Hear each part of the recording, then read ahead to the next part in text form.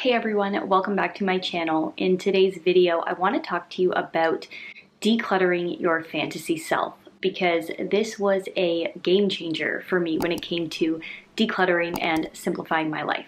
I think I was always somewhat aware that I had this imaginary version of myself in my head who did all these amazing things and lived this amazing life. But it wasn't until I saw a video on YouTube, I think this was a year or so back, that the Minimal Mom had made talking about the fantasy self that I realized there's actually a term for this. So if you're not familiar with the term, fantasy self is basically just the person that you envision yourself to be, but it's not actually your reality of who you actually are. And let me tell you, when you finally get brutally honest with yourself about who it is that you actually are rather than this person that you are envisioning yourself to be, you will finally be able to get rid of so much stuff that is ultimately just holding you back from living an intentional life that is more authentic to you. So let me give you a few examples of fantasy self items, stuff that I was holding on to in my own personal life that wasn't really me. So I've always loved plants. I think plants are beautiful. I think they add so much life to a home, and I always envisioned myself having a home filled with plants. However, the reality for me is that I just don't have the time and energy at this point in my life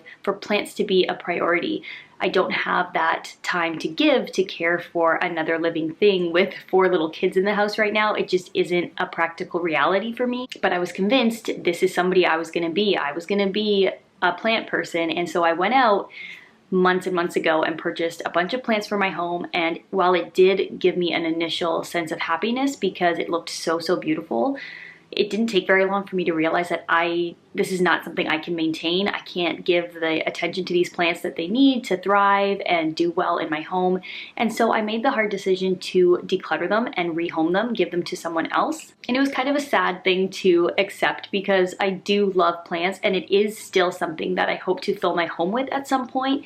It's just not for right now. And that's one of the things I wanted to mention about decluttering your fantasy self when it comes to like physical belongings. You're not necessarily letting go of those dreams or visions that you have for yourself. You're just accepting that that's not your reality right now. So while sometimes these fantasy self items are legitimately things that you just might never have time for in your life, or it's just not the person that you truly are, some things might be, they just might not be for right now. So another example was a sewing machine that my mom had lying around her house. She didn't use it anymore. I'm like, great, it's a free secondhand sewing machine. I'm gonna start sewing stuff. And so I brought home this sewing machine. I had all of these ideas for things I was gonna sew, like clothing and all of these DIY projects.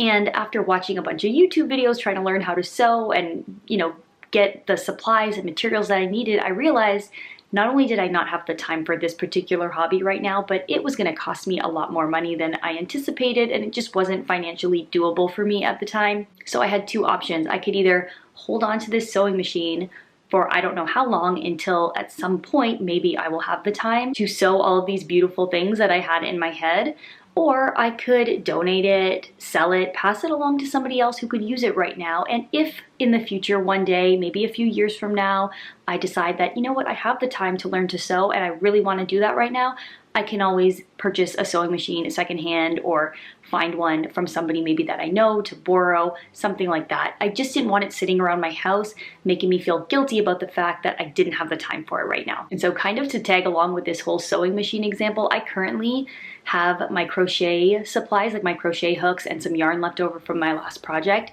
that I am very seriously considering decluttering, because while I took up crocheting as a hobby in lieu of sewing because it was a little bit cheaper and easier to get going on, I did a few projects and I realized, you know what, it's not really my thing. I don't mind it, but it's just not something that I really see myself doing regularly long term. And so I'm at that point where I'm like, do I hang on to this stuff that is just not serving me in my life right now, or do I declutter it, pass it on, and just move on from that and focus more on the version of myself that I am right now today?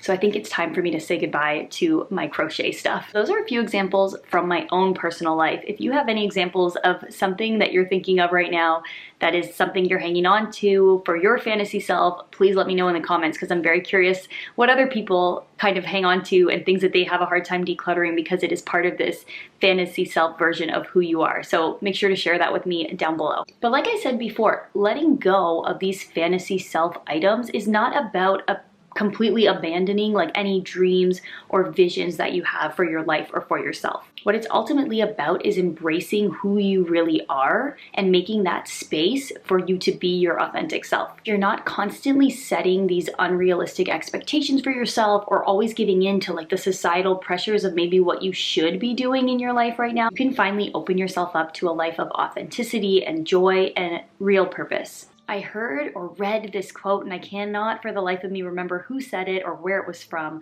but it always stuck with me, and I think it's very fitting for this particular topic about the fantasy self. And it said something along the lines of, the longer you entertain what's not for you, the longer you postpone what is. And I thought that is so true. We could end up spending so much of our lives entertaining all of these fantasy versions of ourselves that just aren't true to who we are, and we might be missing out on the authenticity and the uniqueness of who we can really become and what we can really do with our lives. So remember that the most beautiful version of yourself is the one that is truest to who you are.